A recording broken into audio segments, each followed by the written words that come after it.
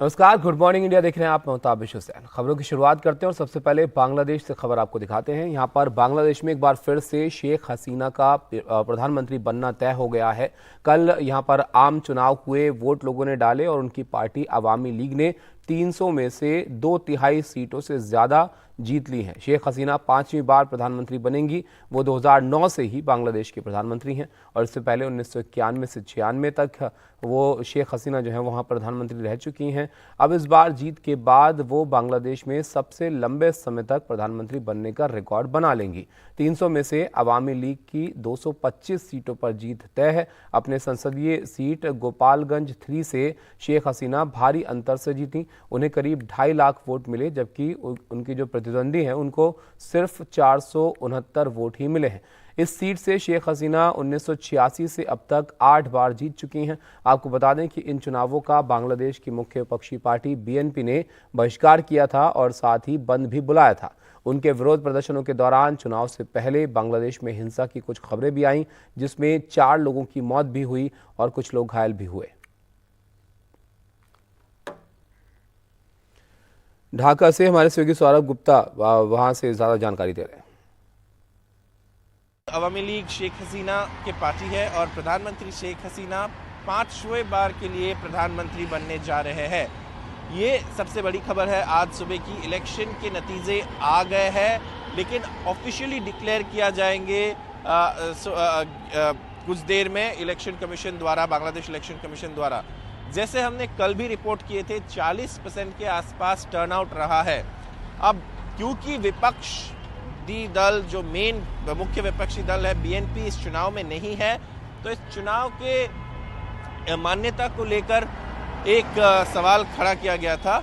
लेकिन बांग्लादेश का जो दूसरे राजनीतिक दल है और जो सत्ताधारी राजनीतिक दल है, उनका कहना है कि देखिए 40% के आसपास लोग अपने वोट डाले हैं हिंसा के बावजूद, बॉयकॉट कॉल के बावजूद। और अगर आप वेस्टर्न डेमोक्रेसीज की तरफ देखें, यूरोपियन डेमोक्रेसीज की तरफ देखें, तो ऐसे कई देश है जहां पे 40% से नीचे टर्नआउट होता है लेकिन इलेक्शन को मान्यता दी जाती है। तो बांग्लादेश की इलेक्शन के मान्यता के ऊपर कोई सवाल खड़ा नहीं कर सकता है, ऐसे उन्होंने कहा है। और अगर हम चुनावी नतीजे की बात करें तो अवामी लीग, जो सबको लग रहा था कि ज़रूर जीत के आएंगे क्योंकि मुख्य विपक्षी दल इस चुनाव में नहीं थे, उनके कुछ स्प्लिंटर ग्रुप्स जो अपोजिशन पार्टीज के, वो चुनाव में लड़े थे, इंडिपेंडेंस लड़े थे, जातीय पार्टी जैसे पार्टीज जो अवामी लीग का नहीं है वो अवामी लीग के खिलाफ लड़े थे। तो पूरी तरीके से ऑपोजिशन नहीं था ये कहना गलत होगा। ऑपोजिशन कुछ था, लेकिन मुख्य ऑपोजिशन दल चुनाव में नहीं था। अब अवामी लीग 225 सीट के आसपास जीते हैं, सरकार बनाने जा रहे हैं और शेख हसीना फिर से प्रधानमंत्री बनने जा रहे हैं। पीएम मोदी के लक्षद्वीप दौरे को लेकर अभद्र टिप्पणी करने वाले मालदीव के 3 मंत्रियों पर गाज यहां पर गिर गई है और मालदीव के 3 मंत्री मरियम शिवना, मालशा शरीफ और महजूम माजिद को सस्पेंड कर दिया गया है। पीएम मोदी पर आपत्तिजनक टिप्पणी के बाद भारत के उच्चायुक्त ने मालदीव सरकार से कड़ी आपत्ति इसको लेकर जाहिर की थी और इसके साथ ही मालदीव सरकार अपने ही घर में घिर गई थी। मालदीव के पूर्व राष्ट्रपति मोहम्मद नशीद समेत कई बड़े नेताओं ने अपनी ही सरकार को घेरा। मालदीव सरकार ने अपनी सफाई में कहा कि विदेशी नेताओं के खिलाफ की गई मंत्रियों की टिप्पणियां निजी हैं, इस तरह की भाषा सरकार की नहीं है। मालदीव सरकार मानती है कि बोलने की आज़ादी को लोकतांत्रिक और जिम्मेदार तरीके से इस्तेमाल किया जाना चाहिए। वहीं भारत में इन विवादित बयानों के बाद सोशल मीडिया पर #बॉयकॉट मालदीव्स ट्रेंड होने लगा और कई सेलिब्रिटीज ने भी लक्षद्वीप में पर्यटन को बढ़ावा देने की सरकार की कोशिशों का समर्थन किया। हाल ही में प्रधानमंत्री मोदी ने लक्षद्वीप का दौरा किया था और सोशल मीडिया पर तस्वीरें भी जारी की थी। प्रधानमंत्री ने अपील की थी कि लक्षद्वीप में छुट्टियां बिताएं। दरअसल लक्षद्वीप की खूबसूरती मालदीव को टक्कर देती है और पीएम मोदी के दौरे से मालदीव को लगा कि उनकी अर्थव्यवस्था पर असर पड़ सकता है। इसके बाद वहां के मंत्रियों ने घटिया बयान देना शुरू कर दिया।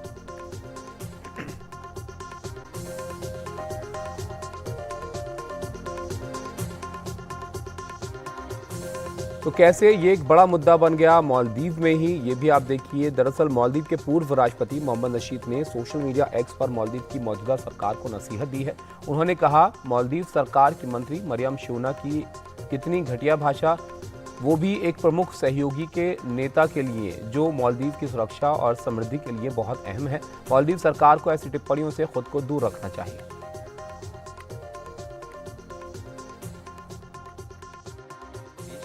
कुछ ऐसे राजनीतिक लोग हैं जो इसका मजाक उड़ा रहे हैं, टिप्पणी कर रहे हैं। क्या भारत के प्रधानमंत्री भारत में जाए और किसी भाग के बारे में सबको जानकारी दे, ये क्या टिप्पणी योग्य है? वो भी एक नकारात्मक रूप से। ये भी जानने को मिला है कि शायद मालदीव में कई लोग अजीब और गरीब बयान दे रहे हैं। ये वहां की मानसिकता और स्थिति को दर्शाता है। लेकिन जो भारत में है वो यदि इसका प्रधानमंत्री जी के लक्षद्वीप जाने के ऊपर में प्रश्न उठाते हैं या टिप्पणी करते हैं, वो भी अपनी मानसिकता को दर्शा रहे हैं। जी, उसके बाद मालदीव से एक तरीके से टेंशन बढ़ रहा है। वहाँ के मालदीव के एमपी ने पीएम को लेकर बोला कि डिल्यूशनल आइडिया है अगर वो मालदीव से कंपेयर करे लक्षद्वीप। देखिए, जो भी हमारे स्टेट, हमारे मुल्क की, हमारी कंट्री के जो भी लीडरशिप कोई किसी बात को बाहर कहती है या उस पर कोई टिप्पणी कहीं से आती है, तो उसको हम आगे नहीं बढ़ाते हैं, क्योंकि ये हमारा नेशनल इंटरेस्ट का और नेशनल प्रतिभा का सवाल है। इस पर हम डिस्कशन नहीं करते। सर, इंडिया अगर अपने टूरिज्म साइट्स की बात करता है तो इस पर मालदीव को क्यों एतराज? नहीं, एतराज है कि नहीं, वो आगे बातचीत होगी। हर चीज बातचीत से, डायलॉग से सॉल्व होगी। इंडिया गठबंधन की अब बात करते हैं। यहाँ पर सीट बंटवारे को लेकर कांग्रेस ने कोशिशें जो हैं वो तेज कर दी हैं और इसी सिलसिले में आज दिल्ली में कांग्रेस और आम आदमी पार्टी के नेताओं की बैठक होगी। आम आदमी पार्टी की ओर से सांसद संदीप पाठक, मंत्री आतिशी और सौरभ भारद्वाज बैठक में शामिल होंगे। दिल्ली और पंजाब में कांग्रेस का आम आदमी पार्टी के साथ तालमेल नहीं बैठ पा रहा है। कांग्रेस की दिल्ली और पंजाब यूनिट आम आदमी पार्टी से गठबंधन का विरोध कर रही है।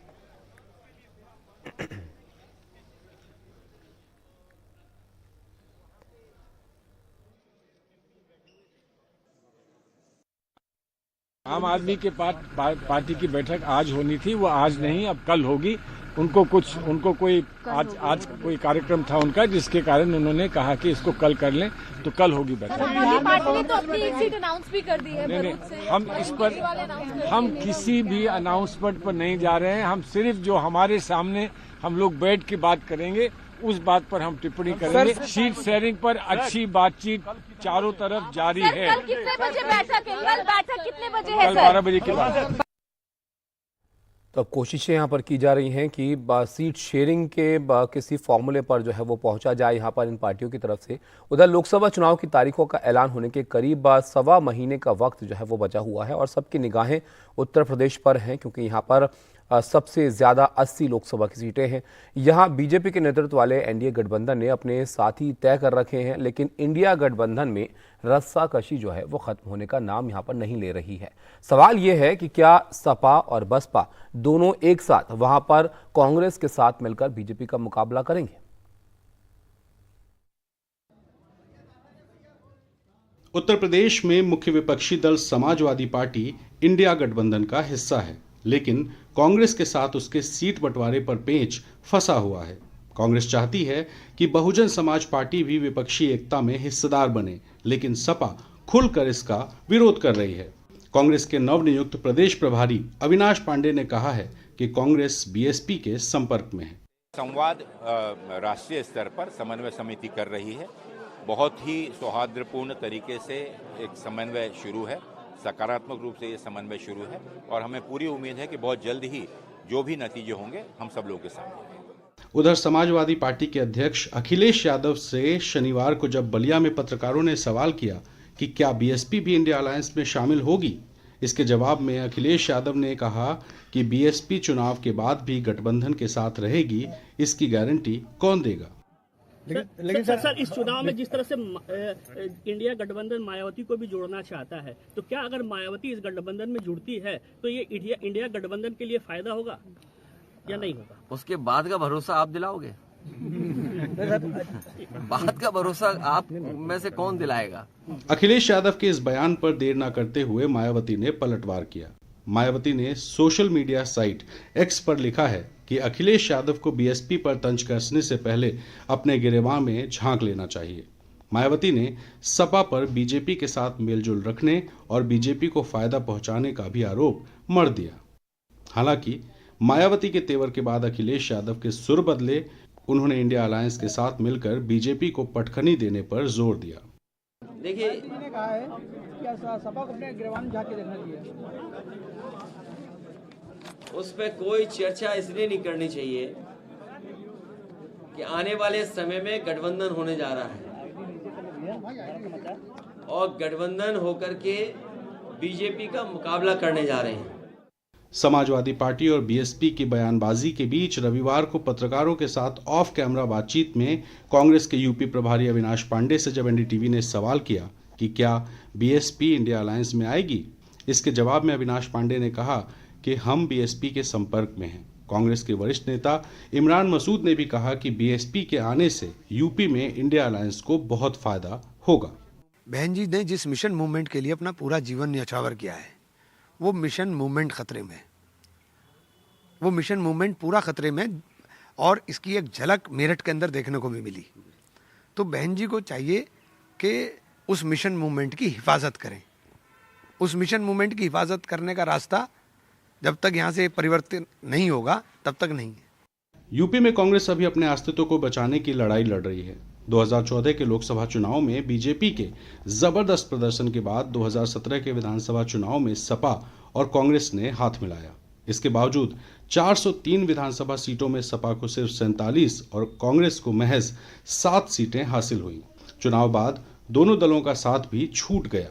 2019 के लोकसभा चुनाव में सपा ने बीएसपी से असंभव सा दिखने वाला गठबंधन संभव कर दिखाया। दोनों मिलकर लड़े, लेकिन सपा महज 5 सीटों पर सिमट गई और बीएसपी ने 10 सीटें हासिल कर ली। अब 2024 के विपक्ष के एक साथ आने की कोशिश में इंडिया गठबंधन बीजेपी को टक्कर देने की कोशिश कर रहा है, लेकिन बीएसपी ने बार बार अकेले चुनाव लड़ने की घोषणा कर विपक्ष को परेशान कर रखा है। यूपी विधानसभा में कांग्रेस के पास 2 और बीएसपी के पास मात्र 1 सीट है। बीएसपी की एक खास बात यह है कि उसका अपना एक वोट बैंक है जो उसके साथ नहीं छोड़ता। इसी वजह से इंडिया गठबंधन में सपा को छोड़कर हर दल बीएसपी को साथ लाना चाहता है। इंडिया अलायंस में बीएसपी आएगी या नहीं, ये तो शायद मायावती ही बता सकती हैं, लेकिन अगर ऐसा होता है तो अखिलेश यादव क्या करेंगे, ये देखना बेहद दिलचस्प होगा। लखनऊ से एनडीटीवी के लिए रणवीर।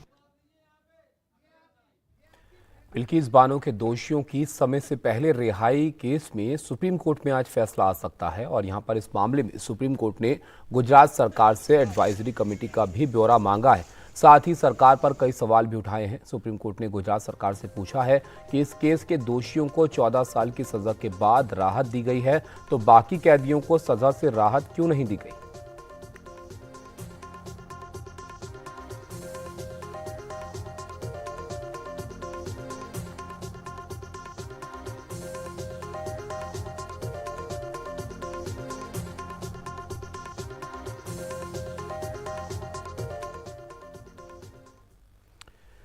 तो इस केस में आज जो है फैसला आ सकता है। काफ़ी महत्वपूर्ण दिन है इस मामले के लिए आज का, लेकिन ये मामला जो है इसके बारे में भी आपको बताते हैं।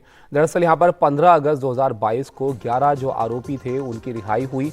आज़ादी का अमृत महोत्सव के तहत इनको रिहा किया गया, रिहा दोषी जो है, और 30 सितंबर 2022 को रिहाई के खिलाफ सुप्रीम कोर्ट में याचिका जो है वो दायर की जाती है।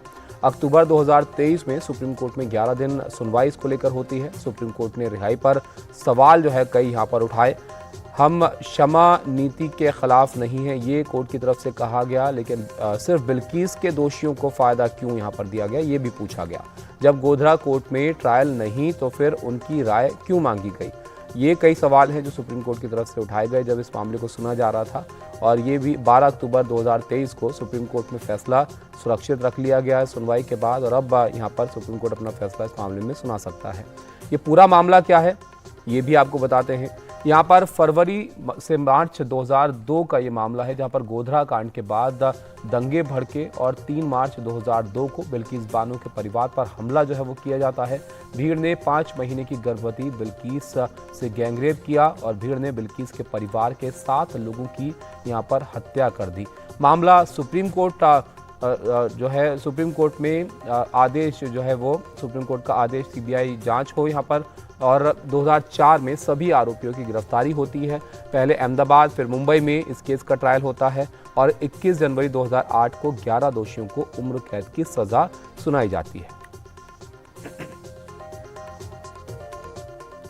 तो महत्वपूर्ण दिन है आज, क्या फैसला इसमें आता है इस पर नजर रहेगी हमारी भी। लेकिन अगली खबर का अब रुख करते हैं यहाँ पर, और देश के कई राज्यों में कड़ाके की सर्दी जो है वो इस वक्त पड़ रही है, इसका असर देखने को मिल रहा है। मौसम विभाग ने कई राज्यों के लिए येलो और ऑरेंज अलर्ट सर्दी को लेकर जारी किया है। इसके अलावा अगले कुछ दिनों में हल्की फुल्की बारिश का भी पूर्वानुमान है और सर्दी का सितम जो है वो हिमालय के दोनों ओर दिख रहा है। जम्मू कश्मीर, हिमाचल प्रदेश, उत्तराखंड और उत्तर भारत के मैदानी इलाकों में शीतलहर इस वक्त जारी है। उधर हिमालय पार लद्दाख में सर्द मौसम में सिंधु नदी का पानी भी जम गया है।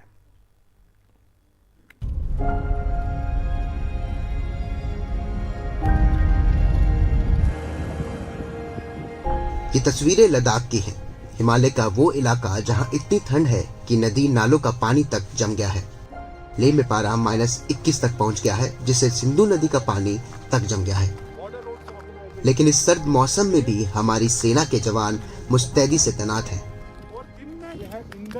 हम इंडस रिवर पे हैं और यहाँ पूरी तरह ये जम चुका है और इस हालात में यहाँ लोग रह रहे हैं जब हर एक वाटर बॉडी हो या दरिया हो, इस तरह का बड़ा दरिया ये जम चुका है। लेकिन इसमें चाहे सेना के लोग हैं वो यहाँ डिप्लॉयड है। लद्दाख में हड्डियां कंपाने वाली इस ठंड के बीच कुछ जगहों पर धरती के अंदर से निकलने वाले गर्म पानी के ऐसे कुछ स्रोत थोड़ी राहत देते हैं।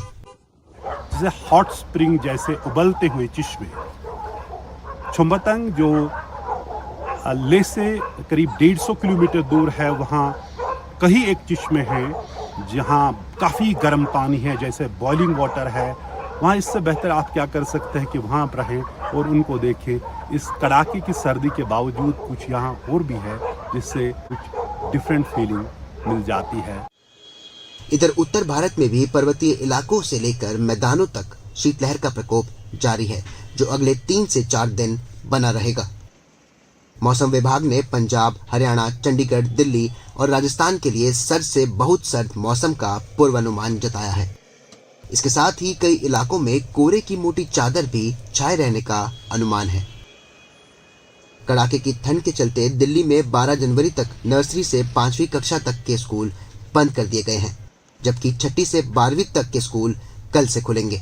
एक हफ्ते के लिए दिल्ली के जो प्राइमरी स्कूल्स हैं, 5वीं तक की क्लासेस हैं, उनको बंद रखा गया है क्योंकि अभी भी खासकर सुबह के समय में सर्दी काफ़ी है। 6ठी से लेकर 12वीं तक स्कूल कल खुल जाएंगे, लेकिन स्कूलों को निर्देश दिया गया है कि कोई भी स्कूल 8 बजे से पहले नहीं खुलेगा और किसी भी स्कूल में 5 बजे के बाद क्लासेस नहीं चलेंगी। सर्द मौसम के बीच दिल्ली एनसीआर के कई इलाकों में कोहरा भी छाए रहने का अनुमान है। इस वजह से कई ट्रेनें देर से चल रही हैं। लेह से नजीर मसूदी के साथ दिल्ली से शुभांग सिंह ठाकुर, एनडीटीवी इंडिया। 26 जनवरी यानी गणतंत्र दिवस पर इस बार भी कर्तव्य पथ पर रुद्र अपनी ताकत दिखाएगा। ये थल सेना के साथ साथ वायुसेना दोनों में काम आता है। रुद्र में क्या खास है, ये बता रहे हमारे सहयोगी राजीव रंजन।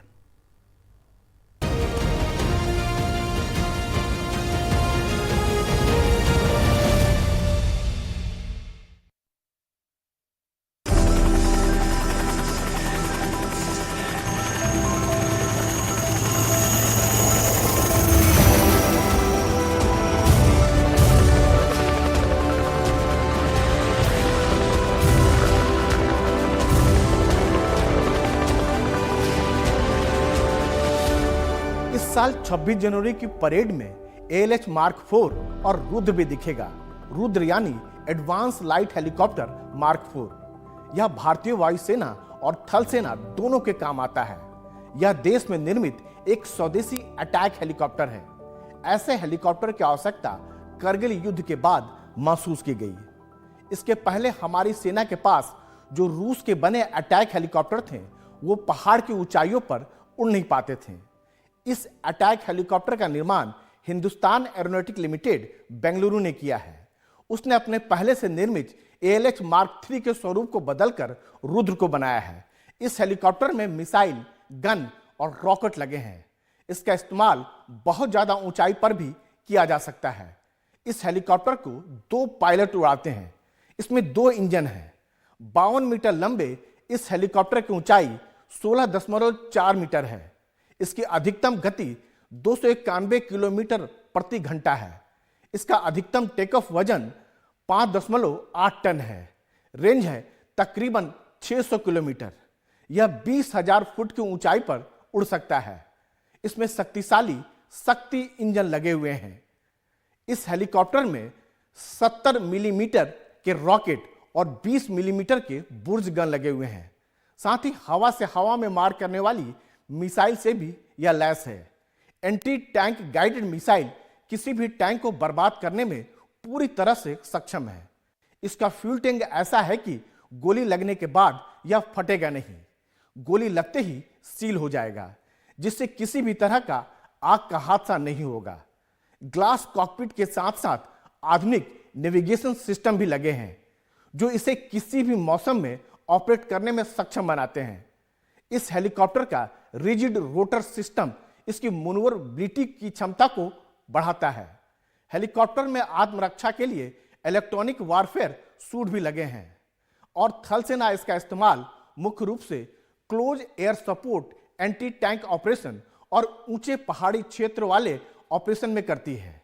वैसे सही मायने में यह मल्टी रोल हेलीकॉप्टर है। इसके दूसरे वेरिएंट का इस्तेमाल पैसेंजर और सामान को लाने के लिए भी किया जाता है। सेना के तीनों अंगों के अलावा पैरामिलिट्री फोर्सेस भी इसका बखूबी इस्तेमाल कम्युनिकेशन और लॉजिस्टिक सपोर्ट में करती है। जाहिर है भरोसा बना हुआ है, तभी इस ट्रांसपोर्ट हेलीकॉप्टर को अब अटैक हेलीकॉप्टर में बदल दिया गया है। इसी अटैक हेलीकॉप्टर के बाद एचएएल ने अब एक complete attack helicopter LCH helicopter बनाया है, जिसे हम प्रचंड के नाम से जानते हैं।